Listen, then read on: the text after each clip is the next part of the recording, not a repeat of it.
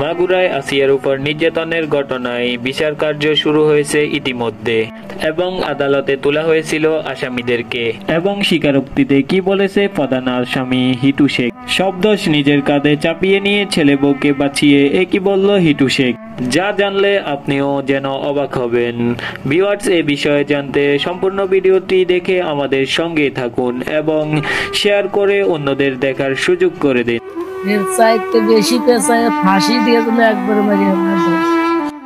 মাগুরার আদালতে স্বীকারোক্তিমূলক জবানবন্দি দিয়েছে আসিয়ার ধর্ষণ ও হত্যা মামলার প্রধান আসামি হিটু শেখ।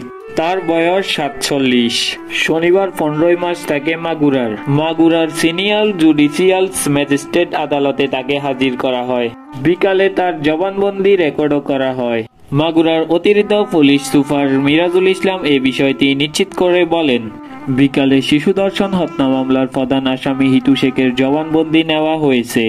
তিনি স্বীকারোক্তিমূলক জবানবন্দি দিয়েছেন। তদন্তের স্বার্থে এ বিষয়ের বিস্তারিত পরে জানানো হবে। জবানবন্দির শেষে তাকে কারাগারেও পাঠানো হয়েছে।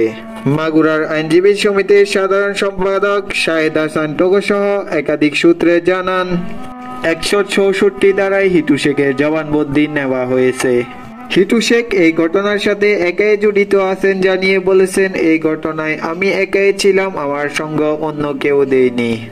এবং অন্যদিকে বাকি 3 জন আসামি এখনো রিমান্ডে আছে। ভিউয়ার্স, হিটু শেখ আসিয়া হত্যাকাণ্ডের প্রধান আসামি। আসিয়ার সাথে নির্যাতনের সকল ঘটনা তিনি নিজেই স্বীকার করেছেন এবং তিনি আরো বলেছেন এই কাজের সাথে তিনি একাই জড়িত আছেন, এই কাজে তার সঙ্গ কেউ দেয়নি। এখন প্রশ্ন দেখা দিয়েছে, তাহলে কি তিনি নিজের বাকি ছেলে এবং বউকে বাঁচানোর জন্য মিথ্যা কথা বলতেছে হিটু শেখ? সব দায়ভার নিজের কাঁধে নিয়ে নিচ্ছেন কেন তিনি? এমন প্রশ্ন দেখা দিয়েছে এখন সোশ্যাল মিডিয়ায়। অন্যদিকে আসিয়ার সাথে নির্যাতনের ঘটনায় তার বউ এবং ছেলে জড়িয়ে আছে, এটা কিন্তু নিশ্চিত। তার কারণ আসিয়া কিন্তু মারা যাওয়ার আগ মুহূর্তে তার বোনকে বলে গিয়েছে, আপু আমার অনেক কষ্ট হচ্ছে, ভাইয়া দরজা খুলে আমাকে তাওয়ের কাছে দিয়েছিল, মাওয়াইও পাশে ছিল, তাওয়াই আমাকে অনেক কষ্ট দিতেছিল। দর্শক, হিটু শেখের স্বীকারোক্তি নিয়ে আপনার কি মনে হচ্ছে? নিজের বউ এবং ছেলেদেরকে বাঁচানোর জন্য কি সব দোষ ও দায়ভার নিজের কাঁধে নিতেছে? এ নিয়ে আপনার মূল্যবান মতামত কমেন্ট করে জানিয়ে দেন কমেন্ট বক্সে।